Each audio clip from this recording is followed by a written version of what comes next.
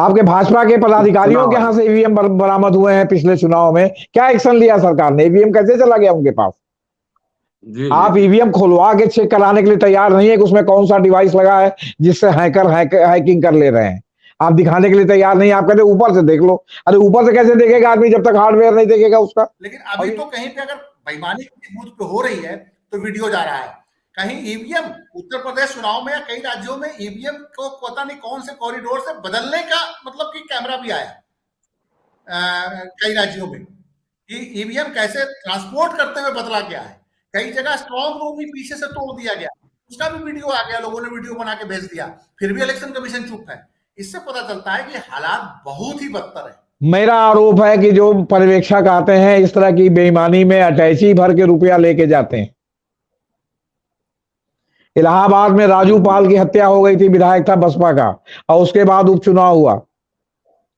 उस उपचुनाव में अतीक का भाई अशरफ पहली बार एमएलए बना था और वो खड़ा था, और मैं चश्मदीद गवाह हूं कि इलाहाबाद के अगल बगल के माफिया जो दूसरी जातियों के भी थे, ठाकुर भी थे, ब्राह्मण भी थे और लोग भी थे, उनकी तरफ से बसों में भर भर के लोग लाए गए थे और पूरे विधानसभा क्षेत्र में जगह जगह ठहराए गए थे,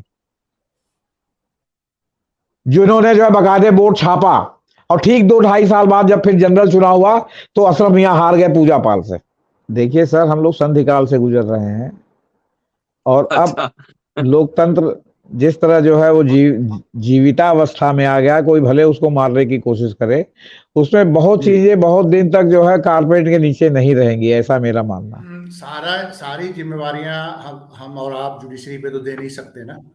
कानून बनाने का काम सरकार का है, और आज में जो फैसला आया है उसमें एक इंपॉर्टेंट टिप्पणी सुप्रीम कोर्ट की है कि 70 साल में जो भी दल आया वो चुनाव आयोग को मजबूत करने के लिए काम नहीं किया, उसने कानून नहीं बनाया। अब चुनाव आयोग में जो कमिश्नर होंगे वो किस तरह के होंगे, उनकी नियुक्ति का मिनिमम एक जो क्वालिफिकेशन क्या होगा, ये तो सुप्रीम कोर्ट का काम नहीं ना है कि कानून बना के देगा। लेकिन मुझे इस व्यवस्था पर शक इसलिए है कि सुधार होने के बावजूद सीवीसी और जो है सीबीआई का जो डायरेक्टर जब चुना जाता है तो जो है क्या कहते हैं, फिर जो है वो क्या कहते हैं, विपक्ष को क्यों शिकायत रहती है या विपक्ष के नेता की बात का की क्यों अवहेलना होती है? आपने या तो ये भी कहे होते कि ये 3 आदमी का रहेगा और 2-1 से फैसला रहेगा, सर्वसम्मत फैसला लेना होगा, तो होगा कि भाई आपके भी मन का है, उनके भी मन का है, फिर किसी को किसी से ये शिकायत नहीं रहेगी कि साथ चुनाव आयोग बेईमानी कर रहा है। लेकिन अमृत डे पे जो 2 फैसले आए हैं वो भाजपा सरकार के लिए बहुत अच्छे नहीं है, चुनाव आयुक्त के लेकर और जो अदानी को लेकर आए हैं, तो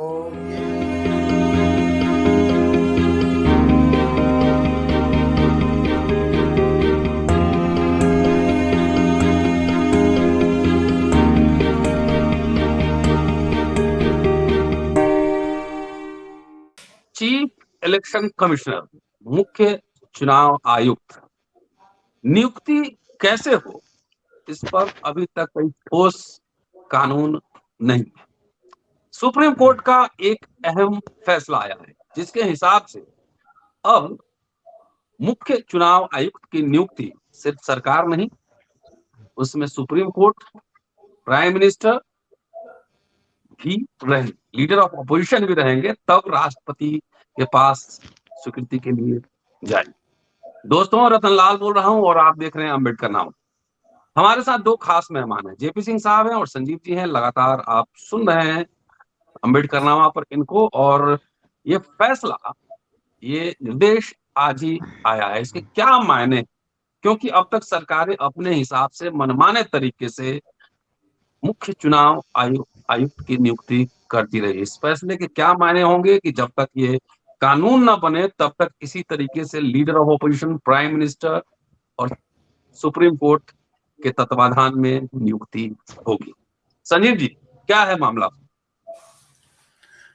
देखिए, ये तो पिटीशंस जो डले हुए थे चुनाव आयुक्तों की नियुक्ति को लेकर, उसमें जो एक बड़ा अहम फैसला है और 5 सदस्यों की बेंच ने जो फैसला दिया है उसमें फिलहाल ये प्रावधान कर दिया गया है कि सरकार अपनी मर्जी से कोई नियुक्ति नहीं करेगी इलेक्शन जो चुनाव आयोग के जो आयुक्त हैं उनके, और उसमें कॉलेजियम टाइप मसला कर दिया है। फिलहाल जब तक पूरा कानून नहीं बनता और पार्लियामेंट कोई कानून नहीं बनाता तब तक चीफ जस्टिस उस कॉलेजियम में होंगे। एक तरह से प्राइम मिनिस्टर होंगे, चीफ जस्टिस होंगे, लीडर ऑफ अपोजिशन होंगे। और अगर लीडर ऑफ अपोजिशन अगर कोई नहीं है तो जो सबसे बड़ा विपक्षी दल है वो उसके जो नेता होंगे वो सदस्य होंगे। मतलब वो क्लियर कर दिया है कि सरकार अगर ये कहे कि जी लीडर ऑफ अपोजिशन नहीं है, कोई इफ एंड बट्स लगाए, तो जो सबसे बड़ा दल है तो ऑटोमेटिक है कि अभी के वर्तमान की परिस्थिति में अगर कोई जज अगर आयुक्त का नियुक्ति करनी होगी चुनाव आयुक्त का, तो उसमें कांग्रेस पार्टी की तरह जो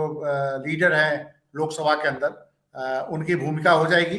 बेशक उनको लीडर ऑफ अपोजिशन दे रखे हैं ना दे रखे हो, तो ये एक बड़ा स्पष्ट सा उन्होंने किया है।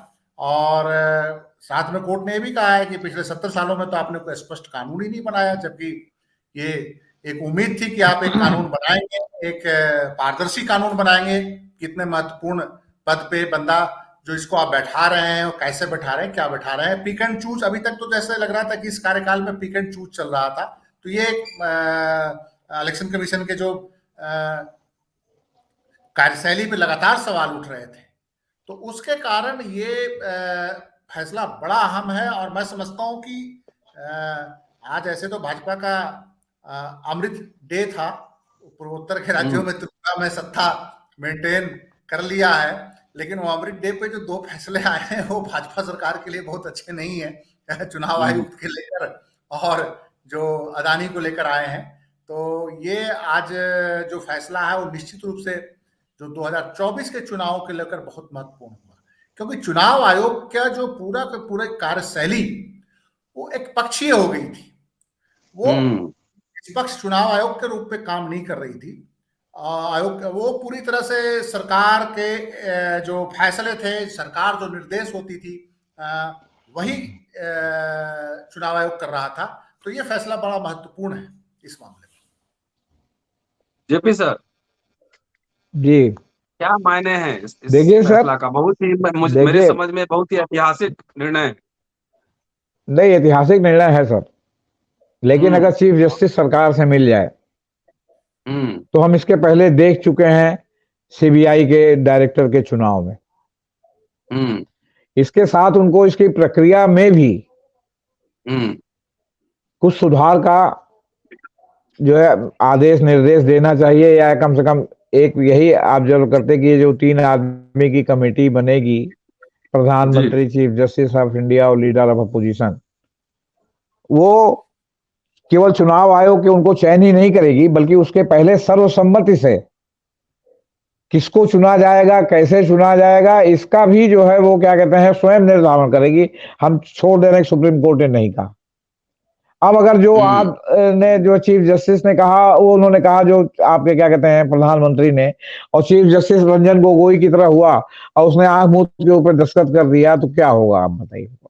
या फिर आपने जो चीफ जस्टिस को कहा और 3 लोग हैं, तो चीफ जस्टिस क्यों पार्टी बने कि हम भैया कहे कंट्रोवर्सी में बने, कि रामलाल बनेंगे, कि श्यामलाल बनेंगे, कि कृष्णलाल बनेंगे, कि हुजूरी लाल बनेंगे। तो जो प्रधानमंत्री का चेहरा देखा तो नेचुरली विपक्ष की तरफ अगर वो जाएगा तो होगा साहब ये तो विपक्ष से चीफ जस्टिस मिला हुआ है। तो इसका एक निर्धारित प्रारूप भी होना चाहिए कि आप कैसे जो है चुनाव आयुक्त को चयन करेंगे, और उसमें कैसे कैसे लोग जो है चुनाव आयुक्त जो है बनाए जा सकते हैं। ऐसा तो नहीं कि जो रिटायर्ड नौकर साहब जो आपके यसमैन है उनको आप बना देंगे, वो आपका यसमैन बहाल रहेंगे, चाहे कांग्रेस सरकार हो, किसी की भी सरकार हो, या बीजेपी की सरकार है। अगर आप सुधार कर रहे हैं तो आमूल चूल सुधार कीजिए। साथ में अभी जिस तरह हम लोगों ने पहली बार देखा कि कॉलेजियम ने जो तमाम सिफारिशें थी जिसको लेके आपके रिजिजू साहब ने विवाद पैदा किया था, उसमें तमाम सिफारिशों का डिटेल जारी कर दिया उन्होंने कि किसको किस आधार पर कैसे नियुक्ति मिली है। तो मेरा ये कहना है कि ये लोकतंत्र है, और लोकतंत्र के आप जो है चुनी हुई सरकार है, आप जो है लोक सेवकों में से सरकार में आप चुने जाते हैं, तो आपको ये भी जो है साथ में बताना पड़ेगा कि आप जो जिनका चयन कर रहे हैं उनका किस आधार पर चयन कर रहे हैं, कौन कौन से आपने मापदंड या मानदंड ये निर्धारित किए हैं जिसके आधार पर आप जो है उस प्रत्याशी का चयन कर रहे हैं। आप अपने चमचे अधिकारियों का चयन कर रहे हैं या किस तरह चयन कर रहे हैं। दूसरा, इनको ये भी देखना पड़ेगा कि आप 6 साल के लिए उसका कार्यकाल है, चुनाव आयुक्तों का, और आप जो है जो मतलब 2 साल, 2.5 साल, 3 साल के लिए चुनाव आयुक्त चुनते हैं, 6 साल वाले का को क्यों नहीं चुनते कि जिसका 6 साल का कार्यकाल हो, जो एक लोकसभा से दूसरे लोकसभा तक 2 चुनाव जो है मतलब क्या कहते हैं आयोजित कराए। तो आप जो है ऐसा चुनते हैं कि उसके बाद अगर आपके मन माफिक नहीं रहा तो आप दूसरे को ले आए। दूसरे अभी इसी में एक चुनाव आयुक्त की इस तरह की नियुक्ति हो कि उसकी पूरी फाइल तलब कर ली थी सुप्रीम कोर्ट ने सुनवाई के दौरान 3 चुनाव आयुक्तों में। तो अब सिर्फ मुख्य चुनाव आयुक्त नहीं, बाकी दोनों चुनाव आयुक्तों के लिए भी सुप्रीम कोर्ट ने कहा है। साथ में सुप्रीम कोर्ट ने एक बात और ऑब्जर्व की है, सुप्रीम कोर्ट ने ये ऑब्जर्व किया है कि साहब जो है वो जब तक आपका क्या कहते हैं मतलब नया आप कोई इस पे तत्संबंधी कानून नहीं ले आते पार्लियामेंट में, तब तक ये व्यवस्था लागू रही, आगे देखा जाएगा।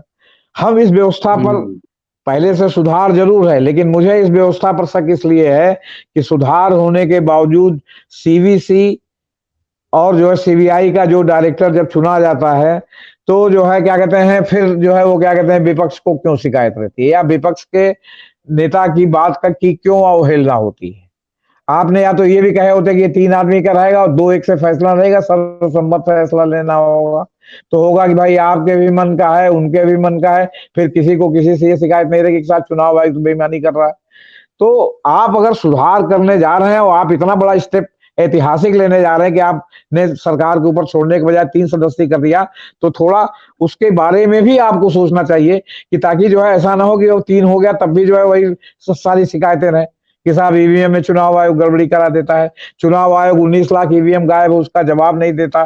तो कहीं उसकी जवाबदेही, जैसे आपने अभी सेबी को वाला जो इसके पहले हम लोग बात कर रहे थे, या जो सेबी के बारे में कहा कि वो कमेटी के मातहत रहेंगे, वो सब बात उनको बताएंगे। साथ में उन्होंने कहा कि इस पर भी विचार कीजिए कि ये जो बाजार में गोलमाल चल रहा है, कैसे गोलमाल चल रहा है, इसको कैसे पुख्ता किया जाए कि गोलमाल ना हो। तो उसी तरह चुनाव आयोग में भी तो इनकी जरूरत है, ऐसा तो नहीं कि उसकी जरूरत नहीं है। जरा सा जो है गर्दन झुकाई और जो है वो क्या कहते हैं चुनाव परिणाम पलट गया। मैं आपसे पूछना चाहता हूं कि त्रिपुरा में 16 फरवरी को चुनाव क्यों कराया गया? ये 27-28 में जो चुनाव हुआ आपका क्या कहते हैं मेघालय और मिजोरम में, तो त्रिपुरा में क्यों नहीं कराया गया? क्यों 14 दिन का उनको जो है क्या कहते हैं सांस लेने का पीरियड दिया गया? इसलिए कि बेईमानी होगी। और ये बेईमानी मुझे इसलिए लगती है, मैं ये नहीं कह रहा हूं कि बीजेपी की सरकार आ गई इसलिए मैं कह रहा हूं, 11 तो घटे हैं तब भी, तो बेईमानी की भी एक सीमा होती है। बहुत बेईमानी करेंगे तो भुट्टो हो जाएंगे आप, जो उन्होंने चुनाव में रिगिंग की और अंत में उनको फांसी की सजा हो गई भुट्टो को। तो सवाल इस बात का कि आपने इतना गैप क्यों किया? आप पहले ही मेघालय उनका चुनाव 16 तारीख को करा लेते, त्रिपुरा में बड़ा स्टेक था और उसको आप जो है 27-28 में कराते। आप इतना गैप क्यों रखना चाहते हैं? इसका क्या जस्टिफिकेशन है, आप बताइए मुझको। और फिर तब जब वो भी तब जब आपके ऊपर लगातार आरोप, अच्छा फिर एक और नोस फॉर न्यूज की बात बता रहे हैं, आप लोगों ने इसका संज्ञान नहीं लिया होगा। आपका जो चुनाव की मतगणना के पहले पूरे त्रिपुरा में आपको बता रहे हैं कि मतलब हिंसा की आशंका को देखते हुए पूरे त्रिपुरा में आप समझिए कि पूरा जो है फौज से और पुलिस से सबसे जो है मतलब पैरामिलिट्री फोर्सेस से पूरा सब जिले जिले में जो है उसका प्रदर्शन हुआ कि साहब जो है कोई हिंसा ना होने पाए। क्यों आप डर रहे थे कि हिंसा हो जाएगी? इसलिए कि जो है वो चुनाव परिणाम को अगर जनता ने स्वीकार नहीं किया तो क्यों नहीं चुनाव परिणाम जनता स्वीकार करेगी? कहीं ना कहीं उसको संदेह होगा ना कि आप रिगिंग करेंगे। तो आप हमको बताइए, चुनाव आयोग बताया कि इसने 15 दिन ये सुरक्षा था, तो इतने दूर दूर था, तो मेघालय और नागालैंड में भी वही बात है। अभी कोई आम चुनाव तो हो नहीं रहा था कि आप क्या कहते हैं पूरे देश भर में लोकसभा का चुनाव हो। बड़ा से बड़ा चुनाव कांग्रेस के जमाने में हुआ, आपके जनता पार्टी के जमाने में हुआ, जनता दल के जमाने में हुआ, आपके देवगौड़ा और उनका जो है उनके जमाने में हुआ, जो 2 दिन में होता था या 3 दिन में होता था। आज चुनाव जो है क्या कहते हैं आज हुआ, उसके बाद 3 दिन बाद जो है दूसरा फेज होता था। 8 फेज 10 फेज 1.5 महीना चुनाव। बक्सा को जो है आप उसमें रखते हैं, लगातार आपके ऊपर आरोप है कि आप बक्सा बदलवा देते हैं। आपका जो है इजराइल का एक जो है सॉफ्टवेयर वाला कहता है कि साहब हमने तो हैक कर लिया था उत्तर भारत का चुनाव। क्या सूचना है चुनाव की आपकी? ये किसकी जिम्मेदारी? चुनाव आयोग और सुप्रीम कोर्ट की नहीं है। तो सरकार तो बेईमान नहीं है, वो तो चाहती है कि हमारी सरकार बने। पहले ये तो बताइए कि 14 दिन क्यों त्रिपुरा का चुनाव पहले कराया गया, क्यों नहीं 7 कराया गया? आप 60 में से 50 सीट जीताते, हमें कोई इतराज नहीं था। इतना गैप आपने क्यों किया? अरेंजमेंट करने के लिए। और फिर आपको ये डर क्यों था कि जो है क्या कहते हैं यार डर है कि आपने पूरे त्रिपुरा को जो है वो पुलिस स्टेट में बदल दिया है, कैसा ना हो कि चुनाव के बाद वहां विद्रोह हो जाए? क्या है ये सब? अरे आप कहते हो ना कि ईमानदार दिखना नहीं चाहिए, ईमानदार होना चाहिए। पैर के नीचे जमीन नहीं है, तुम्हारे पैर के नीचे है। तुम तो खुद गंगा जी में जो है वो समुद्र तल पर खड़े हुए हो, नीचे से जो है वो लगा करके नहीं चले जाओ इतने गड्ढे में कि दिखाई नहीं पड़ोगे कि कहाँ गए। जी जी संजीव जी, जेपी साहब कह रहे हैं जो बात कि कानून लागू करने वाले जो लोग हैं उनके नेचर पे भी, नियत कैसी है इस पे भी डिपेंड करता है। तो पिछले कई वर्षों में हमने देखा है कि सुप्रीम कोर्ट से उसी तरह के फैसले आए हैं जैसा सरकार चाहती है। राम जन्मभूमि, बाबरी मस्जिद, तमाम ऐसे फैसले आपके सामने मौजूद हैं। तो अगर न्यायालय निष्पक्ष न हो तो इस तरह के एक इंडिविजुअल को तो मैनेज करना आसान हो सकता है। देखिए, सारी जिम्मेवारियां हम और आप जुडिशरी पे तो दे नहीं सकते ना। कानून बनाने का काम सरकार का है। और आज में जो फैसला आया है उसमें एक इम्पोर्टेंट टिप्पणी सुप्रीम कोर्ट की है कि अच्छा। 70 साल में जो भी दल आया वो चुनाव आयोग को मजबूत करने के लिए काम नहीं किया। उसने कानून नहीं बनाए। अब चुनाव आयोग में जो कमिश्नर होंगे वो किस तरह के होंगे, उनकी नियुक्ति का मिनिमम एक जो क्वालिफिकेशन क्या होगा, ये तो सुप्रीम कोर्ट का काम नहीं ना है कि कानून बना के देगा। कानून तो पार्लियामेंट ने बनाना है। अब आप देखिए कि 1950 से लेके 1990 तक चुनाव आयोग को कितने लोग जानते थे, और 1990 से लेकर 1996 तक चुनाव आयोग को कितने लोग जाने, जब टीएन शेषन जो थे भारत के निर्वाचन आयुक्त बने, और उन्होंने चुनाव आयोग नाम की एक संस्था को बताया कि ये भी कोई संस्था इस मुल्क के अंदर है। फिर उसके बाद 2000 के बाद लिंगदो आए, नवीन चावला आए, जिनके टाइम में क्वेश्चन उठे चुनाव आयोग के कार्यशैली पे। आज जो सुप्रीम कोर्ट ने टिप्पणी करी है कि किसी भी राजनीतिक दल ने और जो भी सत्ता में बैठे रहे हैं उन्होंने ईमानदारी से एक इंडिपेंडेंट चुनाव आयोग बनाने के लिए काम नहीं किया। जो भी सत्ता में आता है वो चाहता है कि हम सत्ता में बने रहें, इसीलिए वो चुनाव आयोग को ऐसा ही रखना चाहता है। ये एक टिप्पणी बहुत महत्वपूर्ण है जो तमाम राजनीतिक दलों पे है कि भैया आपने चुनाव आयुक्त या चुनाव आयोग के जो ढांचा है उस ढांचे को कैसे इंडिपेंडेंट और स्वतंत्र रखें। देखिए, मनोहर सिंह गिल जो थे, आपको याद होगा, आखिर आप कैसे उम्मीद कर सकते हैं कि कोई चुनाव आयुक्त ईमानदार हो। मनोहर सिंह गिल चुनाव आयुक्त होने के बाद भारत सरकार में मंत्री बन गए। अब इनका कोई चुनाव आयुक्त का कूलिंग पीरियड कोई तय करेंगे, जैसे सुप्रीम कोर्ट के जजेस राज्यसभा के मेंबर बन जा रहे हैं, गवर्नर बन जा रहे हैं।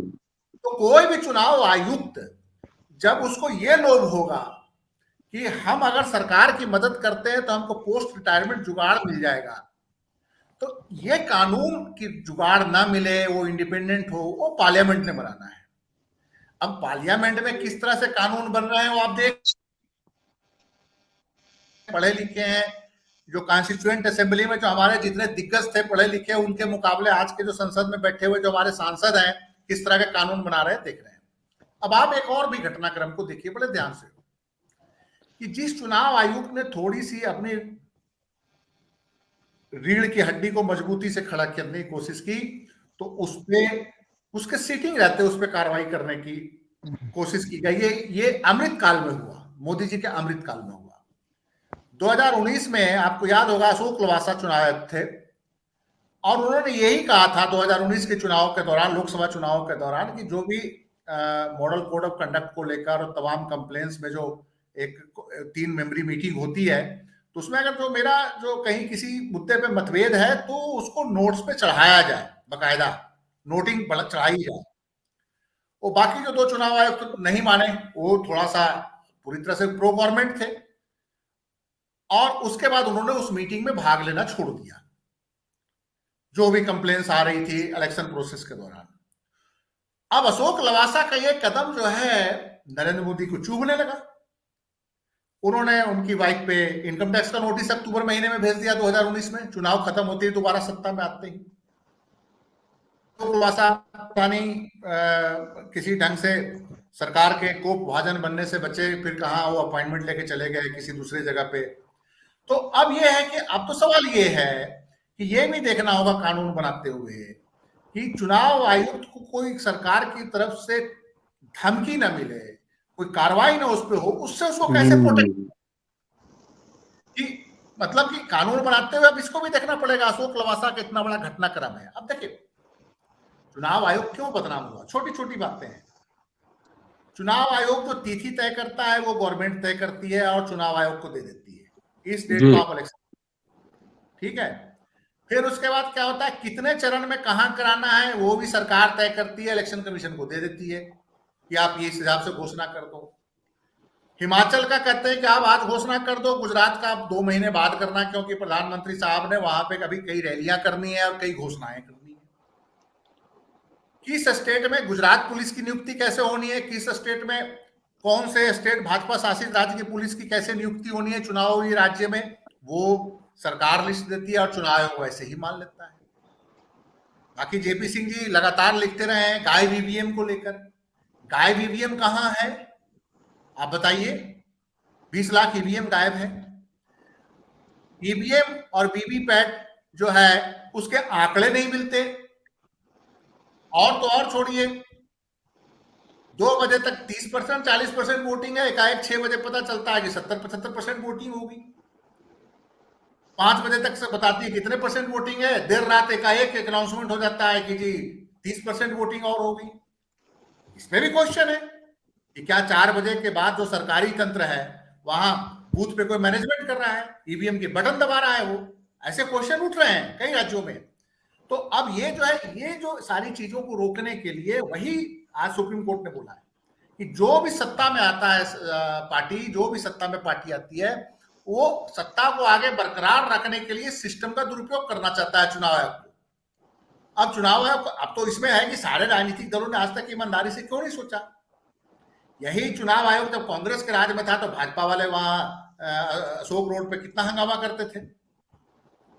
जब लिंगदो का मसला आया था और लिंगदो को लेकर तो खुद प्रधानमंत्री ने बड़े आरोप लगाए थे कि सोनिया गांधी से कितने नजदीक है, नवीन चावला को लेकर बड़ा क्वेश्चन उठा था। चलिए वो तो नजदीक थे, ये तो टोटल मतलब कि जिस ढंग के चुनाव आयुक्त बनाए जा रहे हैं इनकी तो रीढ़ की हड्डी ही नहीं है। ये तो निर्देश अभी अभी अभी लेटेस्ट शिवसेना वाले में देखिए मामला पेंडिंग है, ये महीना भी नहीं रुके और इन्होंने पूरा सिंबल ही दे दिया उसको एकनाथ शिंदे को, जो सरकार ने कहा। और छोड़िए, चुनाव आयोग के फैसला आने से पहले शिंदे कैंप कह रहा था कि ये फैसला हमारे पक्ष में आएगा। कैसे शिंदे कैंप को पता था कि चुनाव आयोग जो है फैसला मेरे पक्ष में देगा।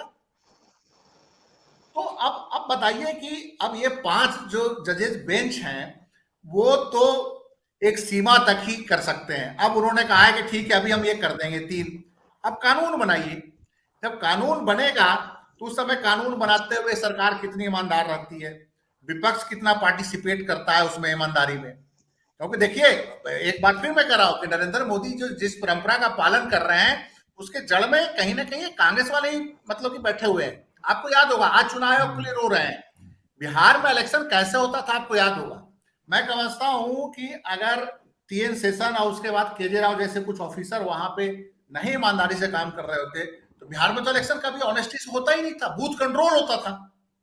तो सवाल यह है कि सारे राजनीतिक दल नंगा है, नरेंद्र मोदी ने उसको सोफिस्टिकेटेड ढंग से कंट्रोल किया है, दूसरे अलग तरीके से कंट्रोल करते थे चुनाव आयोग को। नरेंद्र मोदी ने स्पाइनलेस अफसरों को बिठा के, अपने लाइक माइंडेड अफसरों को बिठा के उनको लोभ देके कि तुमको यार बाद में देंगे, जो भी आपको चाहिए होगा पोस्ट देंगे वो देंगे, क्योंकि वो भी कांग्रेस ने रास्ता खोल दिया था मनोहर सिंह गिल को मंत्री बना के।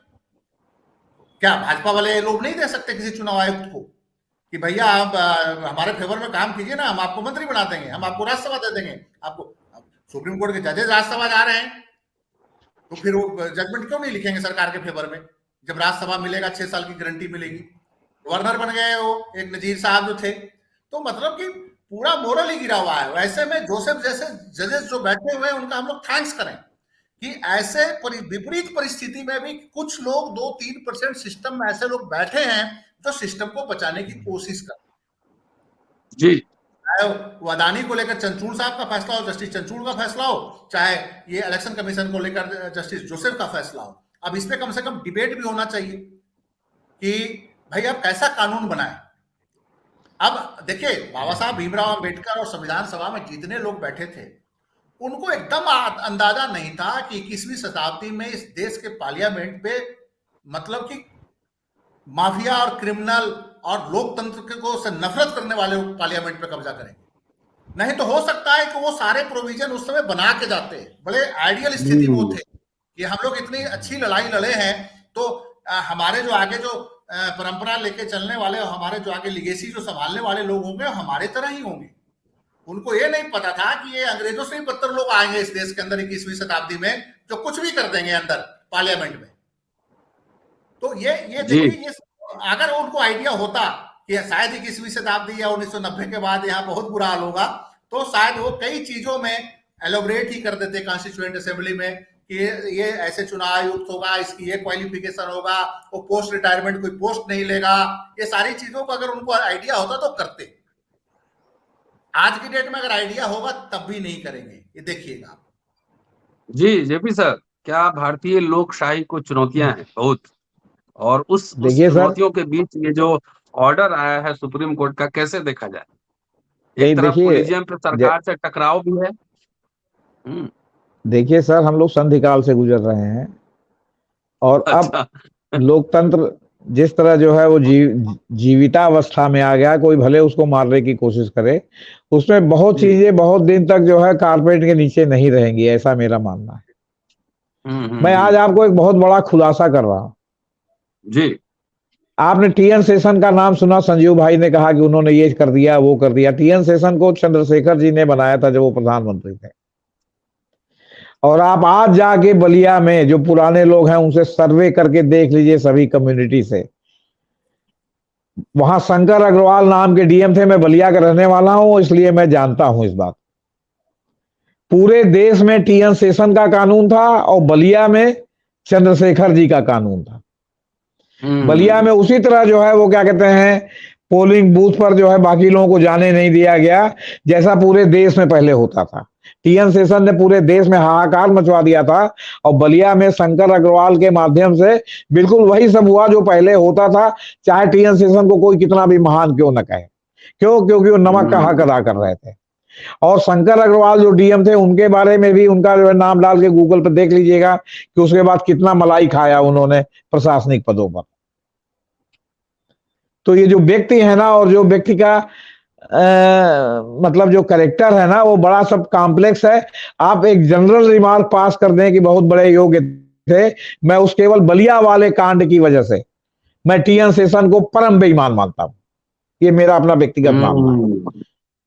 कंपैरेटिवली वो हो सकता है, लेकिन जब उन्होंने एक जगह कराया, वहां नमक का हक अदा किया, तो किस बात के ईमानदार थे। और ये मैं नहीं कर रहा हूं, आप बलिया में कोई कमीशन भेज के पता लगवा लीजिए।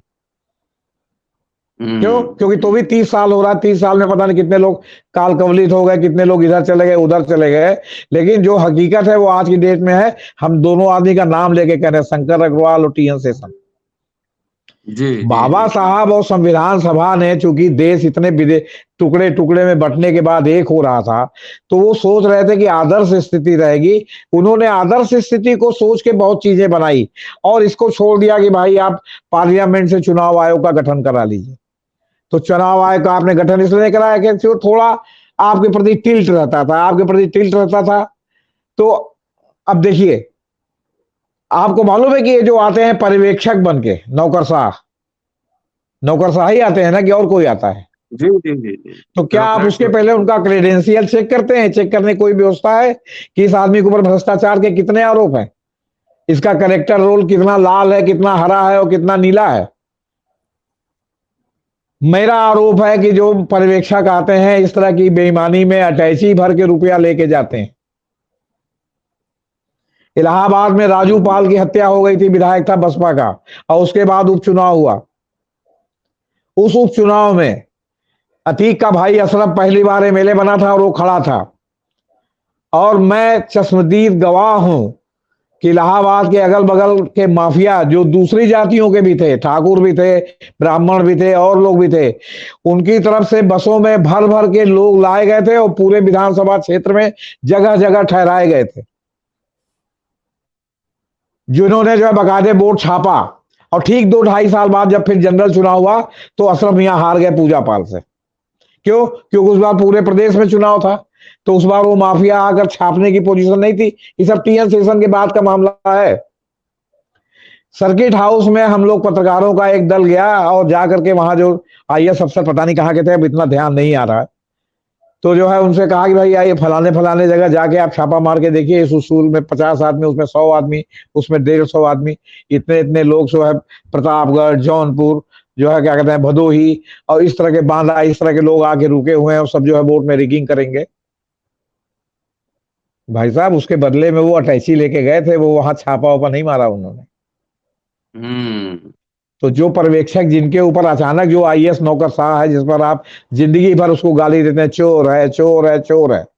मैं कह रहा हूं जो चुनाव आयोग में तीनों सदस्य हैं, आज उनके यहाँ आयकर इनकम टैक्स का छापा डलवा के देखिए कि उनके पास आय के अनुकूल संपत्ति है कि आय के प्रतिकूल संपत्ति है। मैं नहीं कह रहा हूं कि चुनाव आयोग के रूप में उन्होंने ऐसा किया है, लेकिन जो उसके पहले आईएएस नौकरशाह थे प्रदेशों में, वहां उनकी क्या छवि है, ये जरा सा जो है वो सर्वे करा के देखिए। आप हमारी बात मत मानिए। आप जो सचिवालय में, केंद्रीय सचिवालय में जो तमाम आईएएस अफसर पोस्टिंग पर बैठे हुए हैं, जरा उनके आय व्यय, अरे मैं कह रहा हूं इंस्पेक्टर, दिल्ली में आयकर का इंस्पेक्टर, कस्टम का इंस्पेक्टर, पुलिस का इंस्पेक्टर जो दिल्ली सीधे केंद्रीय सरकार से जुड़ा है, जरा उसके आप छापा डलवा के देखिए कि उसका एसेट आय के अनुकूल है कि आय के प्रतिकूल है। बाकी लोग तो बात छोड़िए। आप ऐसी व्यवस्था में आप आदर्श स्थिति की कल्पना करके अब आप सोचते हैं कि जो है हम निष्पक्ष चुनाव करा देंगे, हम फलाना कर देंगे, हम ये कर देंगे, और एक जो है वो क्या कहते हैं मानसिक जगलरी आपके समय बाकी लोगों को बनाते हैं। तो जो बेवकूफ बनना चाहे बने, मैं इसके लिए तैयार नहीं। जी जी, चलिए, आप दोनों का बहुत बहुत शुक्रिया। और ये भारत विविधताओं का देश है, तरह तरह की विविधताएं हैं, और जेपी साहब ने बहुत विस्तार से विविधताओं के बारे में बात की है। लेकिन अब तक एक तरह से सरकार की ओर से निरंकुश चुनाव आयुक्त नियुक्त करने की प्रक्रिया चलती रही। सुप्रीम कोर्ट का एक निर्देश है और इसका क्या इम्प्लीकेशन होगा, यह आने वाले विधानसभा चुनाव में भी देखा जा सकता है। जी सर, कंक्लूडिंग रिमार्क। एक ऑब्जर्वेशन मैं जोड़ना चाहता हूं। केएम जोसेफ साहब का जो लीड कर रहे थे संविधान पीठ को, उनका कहना था कि यह भी जरूरी है कि चुनाव आयोग अपनी ड्यूटी संविधान के प्रावधानों के मुताबिक और कोर्ट के आदेशों के आधार पर निष्पक्ष रूप से कानून के दायरे में रहकर निभाए। अगर ये सुप्रीम कोर्ट टिप्पणी कर रहा है तो इसका मतलब है ना कि नहीं निभा रहा है। जी, ईवीएम का मसला भी है, बड़ा मसला ईवीएम का है। और जी संजीव जी, आप देखिए कि पर्यवेक्षक निचले लेवल पे तो जो परिस्थितियां हैं वो हैं। अभी जो कुछ बाई इलेक्शंस हुए और उस बाई इलेक्शंस के दौरान सामने दिख रहा था, टीवी चैनलों पे आया कि एक विशेष समुदाय के वोटरों को पीट पीट के भगा रहे हैं कि तुम्हें वोट नहीं डालने देंगे। इलेक्शन कमीशन के पास सारा वो रिपोर्ट सामने लाइव दिख रहा है, लेकिन इलेक्शन कमीशन उस पर एक्ट नहीं किया। देखिए, पर्यवेक्षक जो होता है वो जब जिले में जाता है तो जिस पार्टी की सरकार होती है राज्य के अंदर, वो बकायदा वहां के कलेक्टर को आदेश देता है कि पर्यवेक्षक साहब का खास ख्याल रखें, और उस खास ख्याल के तहत शाम को उनको बढ़िया खाना, दारू, ये सब पूरा इंतजाम करवाया जाता है। और बकायदा उनको ये देखा जाता है कि कहीं इंडिपेंडेंट घूम भी ना पाए, उसका भी पूरा इंतजाम रखते हैं। 2-3 अफसरों को तो बस उसके प्रोटोकॉल में लगा के रखते हैं कि इसको मिसगाइड करके रखो। अब देखिए, केरल का कोई पर्यवेक्षक अगर बिहार में चला जाएगा तो ऑटोमेटिक लोकल अधिकारियों पे देखना पड़ता है, लोकल अधिकारियों पे डिपेंड हो जाता है। और लोकल अधिकारी जो मैनेज होते हैं वहां के सत्ताधारी दल से मैनेज होते हैं। हो सकता है वहां के सत्ताधारी दल अगर सेंटर के विपक्ष में हो, जैसे सेंटर के साथ नहीं है, तो ऑटोमेटिक एक कलेक्टर तो जो ऑब्जर्वर के साथ, जो बाहर से जो इलेक्शन कमीशन के ऑब्जर्वर के साथ जो कलेक्टर जो वो करेगा व्यवहार, वो अपने राज्य सरकार से निर्देश लेके करेगा कि इसको कैसे करना है, कहाँ घुमाना है। लेकिन कई चीजें ऐसी है जो सीधा चुनाव आयोग के सामने आ रहा है। जैसे आजम खान के अभी इलेक्शन हो रहा था यहाँ उत्तर प्रदेश में, तो देख रहे थे कई लोगों को पीटा गया, उनको बूथ तक जाने नहीं दिया गया, उसका वीडियो भी सामने आ गया। इलेक्शन कमीशन मुख्य दर्शक होकर देख रहा था। जो जेपी सिंह जी बोल रहे हैं कि जो चुनाव आयोग पे जो टिप्पणी जस्टिस जोसेफ ने की है, तो मैं समझता हूं कि ये यही सारी चीजों पे की है कि चलो आपको कोई चीज नजर नहीं आ रहा वो बात अलग है, लेकिन जो चीज सरेआम नजर आ रहा है, मतलब कि, तो आप इसका मतलब है कि दोनों आंख से भी सुनना, तो सुनने की क्षमता तो है नहीं, लगता दोनों आंख भी आपकी खराब हो गई है कि जब कुछ सामने दिख रहे हो कि ये हो रहा है, वहां पे बूथ पे पीट रहे हैं लोगों को, एक मतलब कि लोगों को आपको वोट हो गया, थप्पड़ मार रहे हैं। किसी जमाने में ऐसा होता था, जब चंद्रशेखर जी की बात कर रहे थे तो उस समय सोशल मीडिया, टेलीकम्युनिकेशन इतना फास्ट नहीं था, गांव में बूथ बूथ पे कब्जा हो जाता था, हमारे गांव में भी बूथ कैप्चर हो जाता था, 10 साढ़े 10 12 बजे तक सारे डाल देते थे एक पार्टी को। उस समय कोई ऐसा कम्युनिकेशन नहीं होता था कि ऑब्जर्वर को पता चल जाए, इलेक्शन कमीशन तक पता चल जाए। लेकिन अभी तो कहीं पे अगर बेईमानी बूथ पे हो रही है तो वीडियो जा रहा है। कहीं ईवीएम उत्तर प्रदेश चुनाव में या कई राज्यों में ईवीएम को पता नहीं कौन से कॉरिडोर से बदलने का मतलब कि कैमरा भी आया कई राज्यों में कि ईवीएम कैसे ट्रांसपोर्ट करते हुए बदला गया है। कई जगह स्ट्रॉन्ग रूम भी पीछे से तोड़ दिया गया, उसका भी वीडियो आ गया, लोगों ने वीडियो बना के भेज दिया, फिर भी इलेक्शन कमीशन चुप है। इससे पता चलता है कि हालात बहुत ही बदतर है, मतलब कि इलेक्शन पूरा फ्रॉड हो रहा है। सर एक लाइन मैं भी जोड़ना चाहता हूं, प्रधानमंत्री के निर्वाचन क्षेत्र में जो विधानसभा का चुनाव हुआ था अभी पिछले दिनों बनारस, उसमें तहसीलदार के पास से जो है ईवीएम बरामद हुआ, तो उसमें कहीं सड़क पर अभी आपका ईवीएम का पूरा जो है हिमाचल में पकड़ लिया गया, चलिए वहां सरकार बदल गई तो बात आई गई दबी हो गई। इन सब पर क्या एक्शन लेती है सरकार? आपके भाजपा के पदाधिकारियों के यहाँ से ईवीएम बरामद हुए हैं पिछले चुनाव में, क्या एक्शन लिया सरकार ने? ईवीएम कैसे चला गया उनके पास? आप ईवीएम खुलवा के चेक कराने के लिए तैयार नहीं है कि उसमें कौन सा डिवाइस लगा है जिससे हैकिंग कर ले रहे हैं। आप दिखाने के लिए तैयार नहीं, आप कहते ऊपर से देख लो। अरे ऊपर से कैसे देखेगा आदमी जब तक हार्डवेयर नहीं देखेगा उसका, और ये नहीं देखेगा कि इसमें क्या सॉफ्टवेयर लगा है और इसमें पेगासस लगा है कि नहीं लगा है। तो सवाल इस बात का है कि जो है उस पर भी चुनाव आयोग चुप है, गुडी गुडी की जैसा है। तो और अगर कोर्ट में मामला जाता है, अब कोर्ट 17 18 19 से आपका क्या कहते हैं 19 लाख ईवीएम पर कुंडली मार के बॉम्बे हाई कोर्ट बैठा हुआ है। और आप अगर सुप्रीम कोर्ट में जाएंगे तो कहेंगे पहले बॉम्बे हाई कोर्ट जाइए। एक चीफ जस्टिस हट गए नंद जारोग, दूसरे चीफ जस्टिस हट गए, तीसरे chief justice Bombay high court में है, वो मामला मनोरंजन राय का जस का तस है। तो क्या कहेंगे आप सरकार? जी, ईवीएम का मसला तो बहुत महत्वपूर्ण मसला है। सामाजिक संगठन, सोशल एक्टिविस्ट लगातार इस पे सवाल उठा रहे हैं, लेकिन अब जरूरत है कि कम से कम पॉलिटिकल पार्टी इसको पॉलिटिकल एजेंडा बनाए। ईवीएम जिन देशों में जिसकी इजाद की गई थी वहां ईवीएम से चुनाव नहीं होता है, और भारत जैसे विविधता वाले देश में ईवीएम से चुनाव होता है। बहरहाल देखते हैं सुप्रीम कोर्ट के इस निर्णय का क्या असर होता है आने वाले चुनाव में। आप सबका शुक्रिया सर, शुक्रिया, थैंक यू सर, और देखते रहिए अम्बेडकरनामा। शुक्रिया।